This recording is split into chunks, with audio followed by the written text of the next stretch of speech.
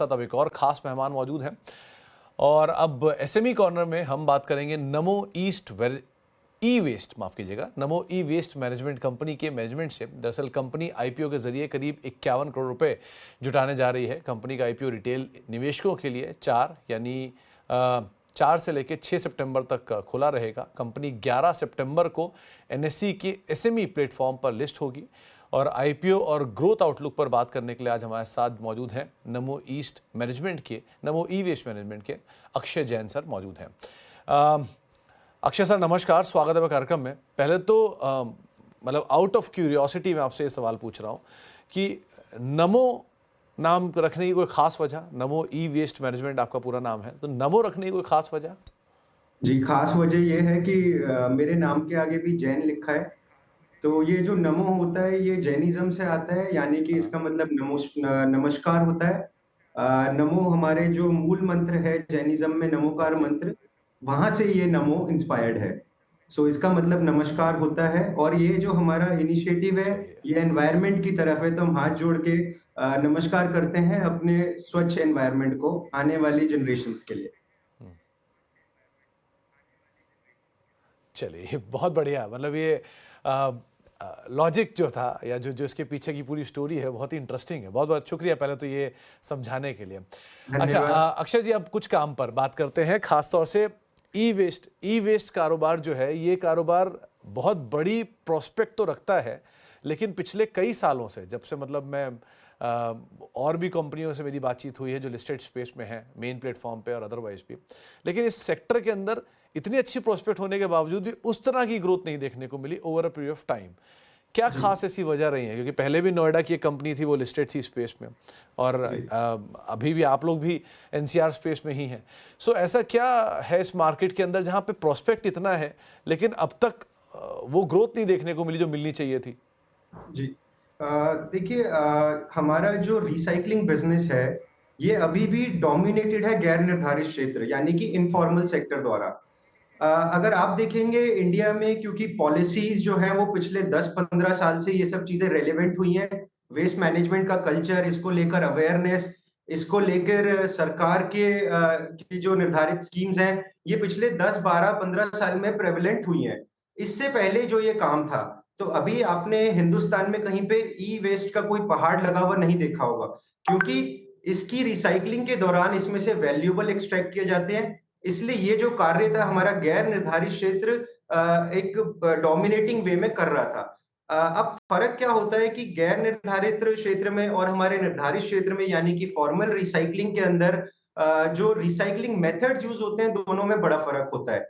Formal recycling क्षेत्र में हम ये जो रिसाइकलिंग ऑफ इलेक्ट्रॉनिक वेस्ट करते हैं, इसमें से जो मेटल्स और वैल्यूएबल्स निकालते हैं, ये सारा एक कंट्रोल्ड प्रोसेस में, एनवायरनमेंट फ्रेंडली प्रोसेस में होता है। जहाँ की आपके गैर निर्धारित क्षेत्र के अंदर यही चीजों का ध्यान नहीं रखा जाता। वहां पे सारा ध्यान जो होता है वो वैल्यूएबल रिकवरी की तरफ रखा जाता है। उसमें से जो हानिकारक पदार्थ होते हैं उनके डिस्पोजल को या उनके जिम्मेदाराना तरीके से उनके निपटारे के ऊपर ध्यान नहीं दिया जाता।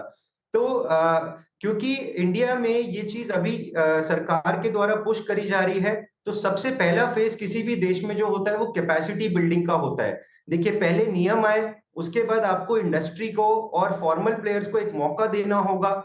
उसके उसमें आपको स्कीम इंसेंटिवाइजेशन कहाँ से आएगी वो तय करनी होगी। तो हमारी सरकार जो है वो पिछले काफी सालों से इस दिशा में सही, मेरे नजरिए से बिल्कुल सही काम कर रही है। इसी की वजह से हमारे जो रिसाइकलर्स हैं, नंबर ऑफ रिसाइकलर देश में बढ़े हैं। और अब कैपेसिटी बिल्डिंग के बाद अब हम जो जिस फेज में एंटर कर रहे हैं इंडस्ट्री के लिए, वो है ग्रोथ फेज। यहाँ पे वो लोग जो कि फॉर्मल तरीके से, एथिकल तरीके से काम कर रहे हैं वो आगे जाएंगे, उन्हें प्रोत्साहन मिलेगा। और जो गैर निर्धारित क्षेत्र में काम कर रहे हैं उन्हें अपने आप को दोबारा से संगठित करना होगा। तो अक्षय जी, अब जो रिसेंटली आप फंड रेज कर रहे हो, मैं पढ़ रहा था कि पूरा का पूरा आपका फ्रेश इशू है और आप इस रकम का इस्तेमाल फर्दर अपने कैपिटल एक्सपेंडिचर के लिए करने वाले हो, प्लस और भी पर्पसेस हैं। सो आप क्योंकि ऑलरेडी फरीदाबाद में मौजूद हो, वहाँ पर आपकी एक अच्छी खासी यूनिट है जिसमें आप अपना कामकाज एग्जीक्यूट करते भी हो, तो ये नए जो फंड रेजिंग होगा इससे किस तरह का एक्सपेंशन होगा, किन एरियाज़ में होगा, क्या प्रोस्पेक्ट ऐड हुए कंपनी के लिए? जी। हमारी एक सब्सिडरी कंपनी है जिसे हमने 2023 के अंदर एक्वायर करा है, जो कि नासिक में महाराष्ट्र में है। यहाँ पे हम लोग ई-वेस्ट रिसाइक्लिंग का काम पिछले 5 साल से ये कंपनी कर रही है। तो हमने इसी में अपनी एक्सपेंशन अब प्लान करी है, जिसके अंदर हम लिथियम आयन बैटरी रिसाइक्लिंग का जो है प्लांट लगाने जा रहे हैं।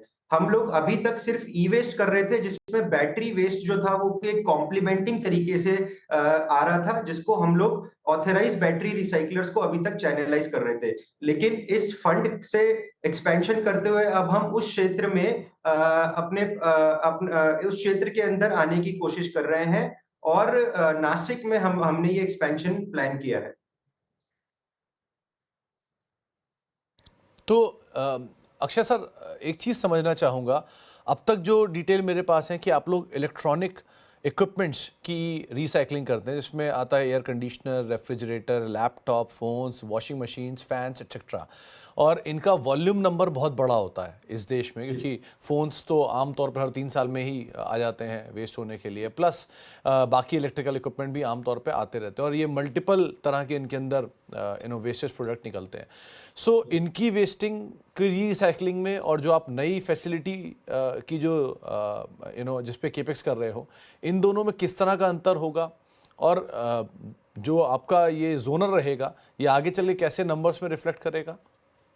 जी, देखिए, जो इंडिया है वो अभी already third largest consumer of electronics बन चुका है। मतलब हम लोग अगर ग्लोबली देखें तो हम लोग 3.2 million ton of e-waste generate कर रहे हैं, जो कि पूरे वर्ल्ड में यूएस और चाइना के बाद इंडिया का नंबर तीसरा आता है।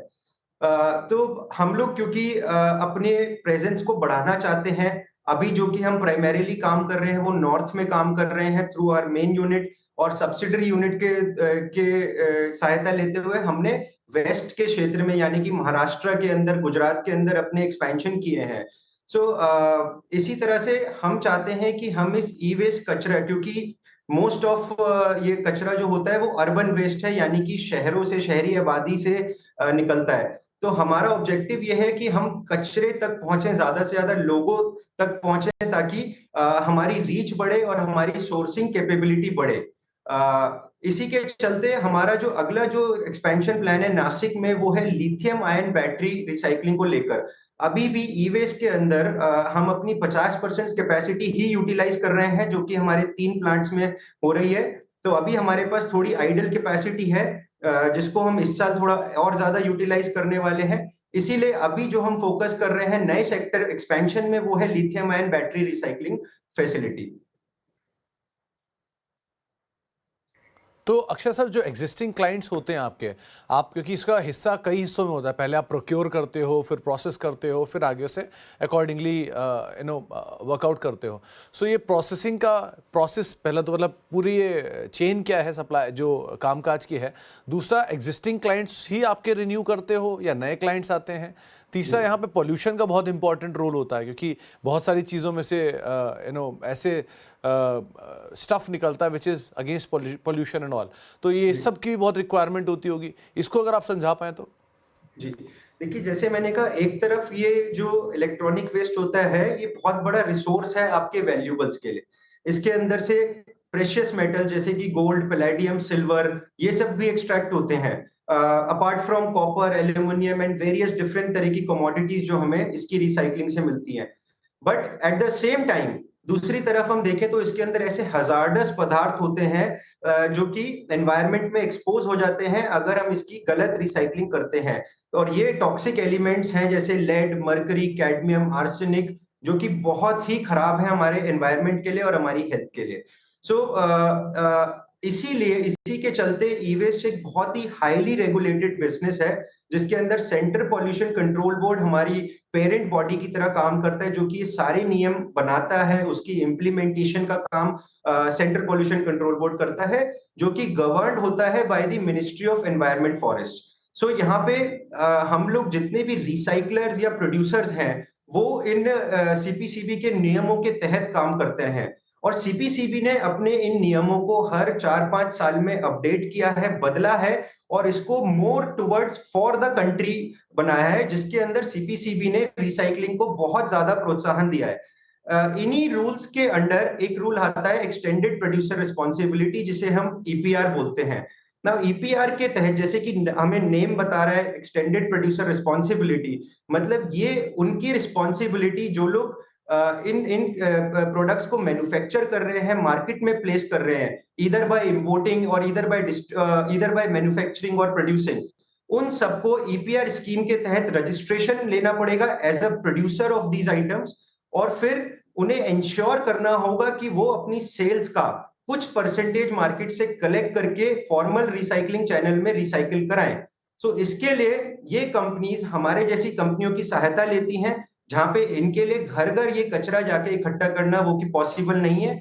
तो हमारे जैसी कंपनीज इनको कलेक्शन, चैनलाइजेशन और रिसाइकलिंग में मदद करती हैं, जहां पे हम लोग ईपीआर क्रेडिट्स जनरेट करते हैं रिसाइकलिंग के द्वारा, जो कि सेंट्रल पॉल्यूशन कंट्रोल बोर्ड द्वारा बनाए गए एक पोर्टल जो कि 1 अप्रैल 2023 से लागू हुआ है, उस पोर्टल पे हमें अपना सारा डेटा रखना होता है, जिससे हम ईपीआर क्रेडिट जनरेट करते हैं। और इन कंपनीज को वो ईपीआर टारगेट्स हमसे परचेज कर कर अपने टारगेट्स को पूरा करना होता है।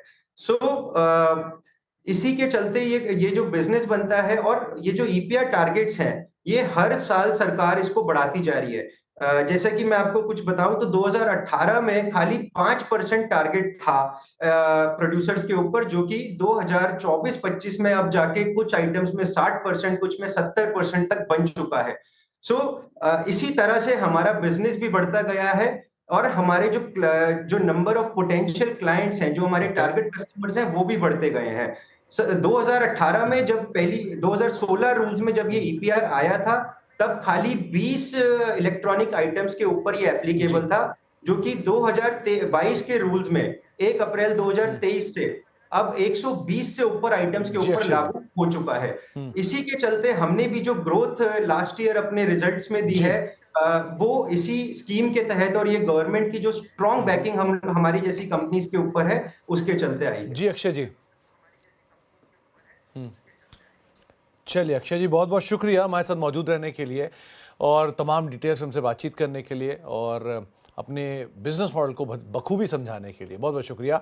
एक बार फिर से वो आईपीओ की प्लेट आपकी स्क्रीन पर आते हुए दिखाई पड़ेगी। 4 तारीख से आईपीओ खुला है और ये आईपीओ जो है वो आपको 9 सितंबर तक खुला रहेगा। एसएमई स्पेस में कंपनी यहाँ पे फंड रेज कर रही है और उसकी डिटेल आप स्क्रीन पर देख भी पाएंगे। बहुत एक ब्रेक का वक्त हो गया, ब्रेक के बाद लौटते हैं और बाकी 4 से लेकर 6 सितंबर तक माफ़ कीजिएगा आईपीओ खुला रहेगा और 1600 रुपये का एक 1600 शेयरों का लॉट है और 80 से 85 रुपये पर शेयर के आसपास का प्राइस बैंड है। ब्रेक का वक्त है, ब्रेक के बाद